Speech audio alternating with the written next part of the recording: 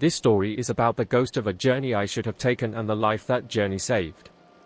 I am Richard, and until 3 months ago I was defined by my routine, my precision, and my carefully calibrated misery. Now I am just 55 and alone in a silent house in the Hollywood Hills, the dust settling everywhere, especially on the grand piano I haven't opened since Clara died. My life has been a long exercise in data management, and even grief couldn't stop me from performing one final cleanup. I was clearing Clara's old cloud storage, merging her archives with mine, a tedious, necessary ritual of erasure. That's when I found the rideshare backup file.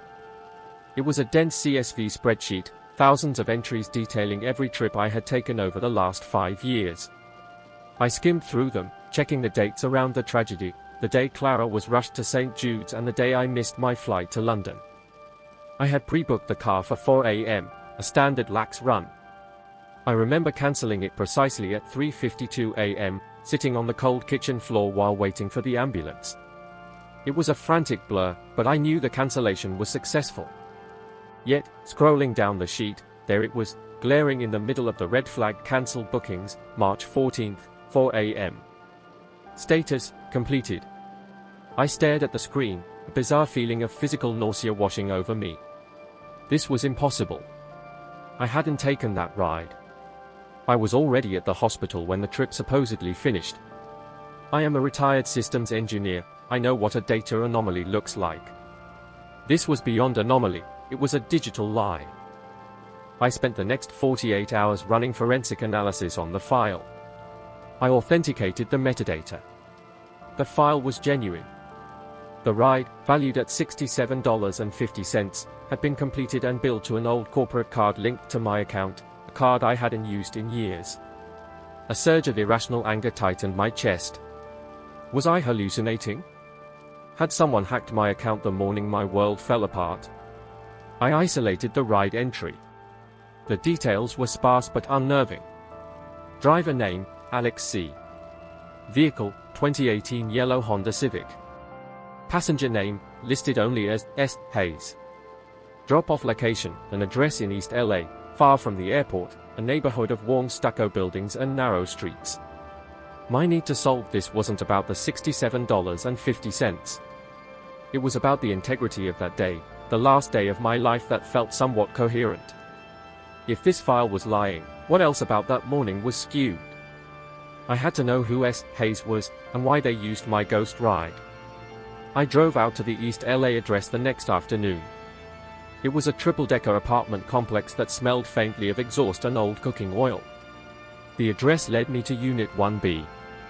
I paused outside, realizing how absurd this quest was. I was a man of 55, hunting down a phantom passenger from a ride I never took, all because a spreadsheet told me to. I knocked. A cautious, older woman opened the door, Mrs. Brown, her face etched with the weary kindness that comes from seeing too much of the world. I showed her the address on my phone. I asked about S. Hayes. Her face immediately tightened. Sarah? She hasn't been here in months, dear. Not since. She trailed off, looking over her shoulder. Since the morning of March 14th. I prompted gently. Mrs. Brown nodded, her eyes welling up. She took off that morning. Said she had to get out of LA quick. Left Sophie with me, just for a few days, she promised. Suddenly, a little girl emerged from behind the corner, peeking at me. She was tiny, perhaps 7 years old, dressed in a faded, oversized sweatshirt. Her shoes, though, they caught my attention. They were pristine white sneakers, but the laces had been replaced with thick, mismatched lengths of brightly colored twine, haphazardly tied in double bows. It was Sophie. Sophie looked at me with an unnerving maturity in her wide, blue eyes. Sarah Hayes is Sophie's mother. I asked, lowering my voice. Yes, Mrs. Brown whispered. She was trying to make it work here. She was a single mom, barely making rent. She got a last-minute chance to go back east, a family thing, she said. I haven't heard a word since. The timing. March 14th. The completed ride. Sarah Hayes had used my car to escape LA. But why? And how did she access my account? I returned home, the quiet of the house now feeling oppressive, weighted by this new, unexpected connection. I sat down at my desk, pulling up Sarah Hayes' name again, running searches. It took hours, sifting through social media crumbs and public records. I found a profile, Sarah Hayes, 32. She had worked as a nurse's assistant at St. Jude's Hospital, the very place where Clara had been admitted that morning. A terrible, shaky suspicion began to form. Clara was meticulous too, in her own way. She was also profoundly intuitive and deeply empathetic. I remembered how she spent her final weeks, not focused on her own deteriorating health, but checking in on others, the hospital staff, the young aides who looked exhausted, the nurses who ran on caffeine and prayers. If you believe destiny brings the right people together, type destiny in the comments now. I pulled up the hospital records I had meticulously saved for insurance purposes. Clara's initial intake that morning, for 15 a.m. Who was on shift? A rotating cast of nurses and aides. And there, listed under the attending staff for the early morning shift, was S. Hayes. I reviewed the ride information again. The ride was scheduled for 4 a.m., meant to take me to LAX. The cancellation happened at 3:52 a.m. The system, because it was an emergency cancellation within the 8-minute window, must have automatically refunded me the penalty fee. But the ride itself, the allocation of the driver, Alex C., was still active.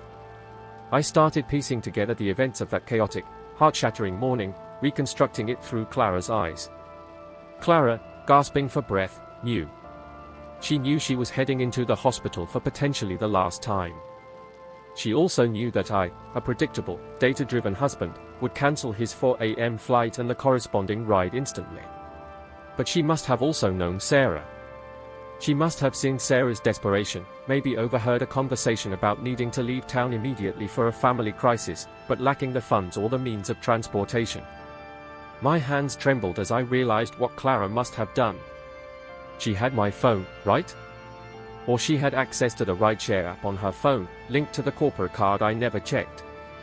While I was frantically dialing 911, maybe in those 3 minutes before the ambulance arrived, Clara had performed one last act of divine manipulation. She hadn't cancelled the ride. She had rerouted it. I pulled up the route data, which I had previously dismissed as corrupt. It wasn't corrupt, it was deliberately altered. The original destination was LAX. The final recorded destination was the East LA address, Unit 1B. Clara, in the throes of a medical emergency, had taken the existing, paid-for, active rideshare booking intended for me, and sent it to pick up Sarah Hayes at the hospital staff entrance, redirecting the final drop-off to Sarah's home, where she planned to pick up her bags and briefly check on Sophie before rushing to the Greyhound station. The completed ride status wasn't a glitch. It was Clara's final, intentional transaction. She had ensured S. Hayes, the struggling nurse's assistant, received a ride, my ride, that she desperately needed, paid for by the forgotten corporate card I wouldn't miss. But if Sarah just left town to see family, why hadn't she returned? Why was Sophie still with Mrs. Brown, months later? I drove back to East LA, this time armed with the terrible certainty of my wife's intervention. Mrs. Brown invited me in. Sophie sat quietly on the worn carpet, meticulously braiding the colored strings on her shoes. "Mrs. Brown," I said, my voice thick. "Did Sarah leave in the rideshare car? Did she go straight to the bus station?" Mrs. Brown shook her head slowly. "No, sir. She went upstairs, grabbed a small bag. She said she had to try and catch the 6 a.m. bus to Phoenix. But she never got far." My stomach dropped. What happened? She was crossing the street, heading for the bus stop on the corner, just after 5 a.m. A delivery truck driver, drunk, ran the red light. Mrs. Brown's eyes were wet again. Sarah didn't survive. I stood there, dumbstruck, the entire narrative collapsing into a profound, agonizing realization. Clara had used the last fragments of her strength, her attention, and my money, to save a woman she barely knew, providing a means of escape. My missed ride became Sarah Hayes' final, fatal journey. But the real twist wasn't Sarah's death. It was the legacy of Clara's action. I looked down at Sophie, braiding her strings. She hadn't just lost her mother, she had been abandoned in a way, left with the promise of a return that would never come. "Sophie," I asked gently, kneeling down. "Where did you get those strings for your shoes?" Sophie looked up, unfazed by the question. "Mama gave them to me that morning. They were wrapped around a little box. Mama said they were magic strings. They helped me remember things." "What did the box have in it?" Sophie reached under the sofa and pulled out a small, velvet jewelry box, the kind you'd keep earrings in. She opened it. Inside, nestled on the satin lining, was a single, tarnished silver key. It looked like an old storage unit key. I recognized the specific stamp on the head of the key immediately. It wasn't mine, but I knew who used keys like that. It was the key to a small, private storage unit Clara rented downtown, years ago, ostensibly to keep old college textbooks. I had forgotten it existed. I left East LA with the key and a promise to Mrs. Brown that I would be back. I found the storage unit tucked away in a dusty corner of a warehouse district. It was small, damp, and smelled of old paper. Inside, there weren't textbooks. There were stacked canvases, easels, paint tubes, and sketches, hundreds of them. Clara had been an art major before she switched to medicine. She kept painting, secretly, for years. And nestled deep inside a locked wooden chest was a folder labeled, Sarah H. The folder contained official documents, a life insurance policy, naming Sophie as the sole beneficiary, set up 5 years prior. It was a modest policy, designed to pay out only in the event of accidental death. There was also a letter, dated 2 weeks before Clara died, addressed to Sarah Hayes. I unfolded the paper, my hands shaking so violently I almost dropped it. The letter explained everything. Clara had mentored Sarah years ago, seeing her talent and drive, but also her vulnerability. When Sarah started working at St. Jude's, Clara realized Sarah was fleeing a dangerous relationship and needed to disappear, but she had nowhere to go, and no way to support Sophie if she died trying to escape. Clara, facing her own mortality, used her medical knowledge and quiet influence to push Sarah to take action. She had set up the accidental death policy, hoping to give Sarah peace of mind and Sophie security. The letter read, "Sarah, if I'm gone, please know I didn't abandon you. This policy exists. The moment you leave LA, this becomes Sophie's only safety net. Richard is good, but he's blind to everything but data. He will never check his accounts. If you take the trip, make sure you keep the storage unit key safe. The only person who will ever know about this ride is the person who finds the anomaly in the data.